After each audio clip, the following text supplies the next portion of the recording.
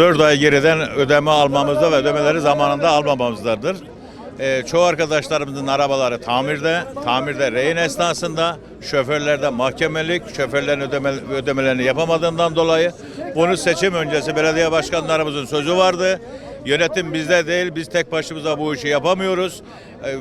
Diğer partinin arkadaşları onay vermiyor dediler. Şimdi ise yönetim kendilerinde, her türlü yetki ellerinde ama maalesef uçtan uca incel diyorlar.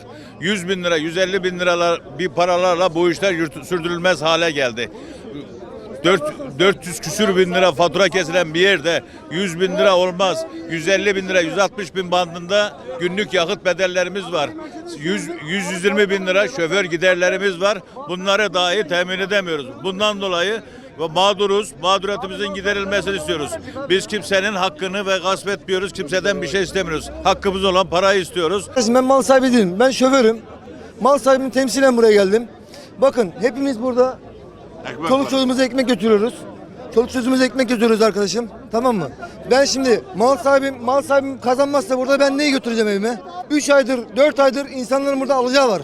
Günahtır.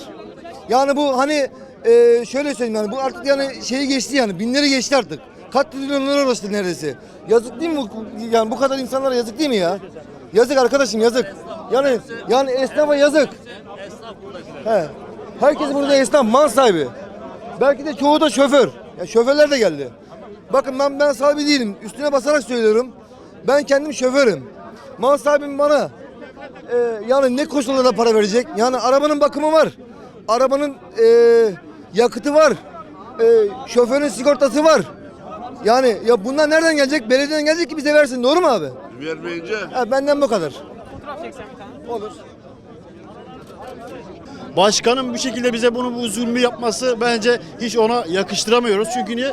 Bizim aslında burada olmamamız lazım ama Ekrem İmamoğlu Sayın Başkanımız buraya çağırtmıştır mecburen. Çünkü niye? Evde kiradayız.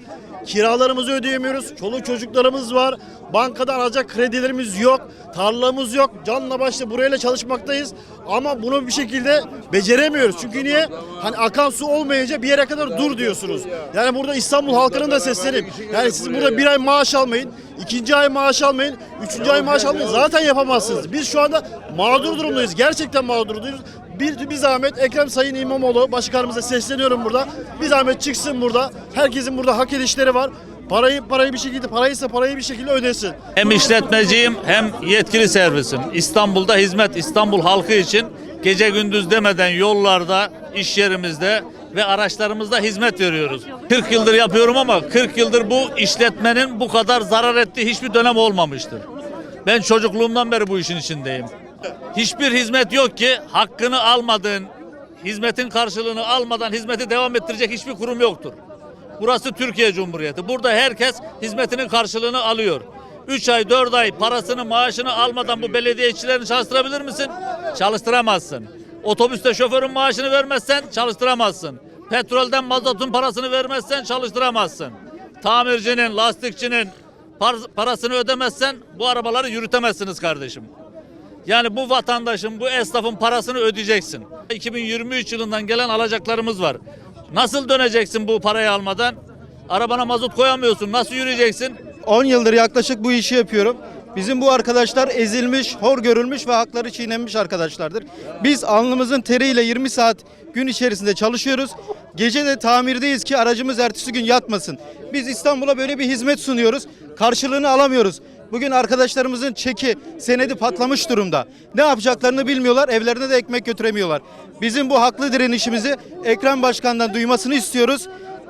Bir çözüm üretmesini istiyoruz. Ödemelerimizi almak istiyoruz. Sürdürülebilir bir sistem için bize destek vermelerini istiyoruz. Bunun akabinde bu işleyiş ilerlemeyecek. İETT'nin bize uyguladığı mobbingin de bir şekilde kalkmasını istiyoruz. 40 yıldır bu hizmetin içerisindeyim. İnsanlara hizmet ediyorum. Yani sizin gibi basın mensuplarını, polisi, çevik kuvveti ücretsiz taşıyoruz. 1,5 trilyon içeride para var. Bizim hak edişimiz araç başı. Bize gelen 2.000 lira, 4.000 lira bir mazot parasıyla şoför parasını vereyim. Hadi köleler hizmet edin. Bizler bu şekilde hizmet etmeye köle değiliz. Bizler halk otobüsü sahipleriyiz. Hizmetimizin karşılığını istiyoruz. Dilenci değiliz biz. 1,5 trilyon Bugün hangi insanın içeride parası olsaydı yakar yıkardı. Biz yakmadan, yıkmadan adam gibi geldik. Burada biz paramızı istiyoruz. Şu anda düşmanlık görüyoruz yani. Başka bir şey değil. Yaklaşık 40 yıldır İstanbul'dayız ve İstanbul'da yaşıyoruz. Siyasiler değişiyor ama zihniyet değişmiyor yani. İşletmenin para girişi olması lazım. İşletme bir varlıktır. Kendini idare etmesi lazım. Ama işletmeye ve işletmecilere belediyenin düşmanca bir tavrı var yani.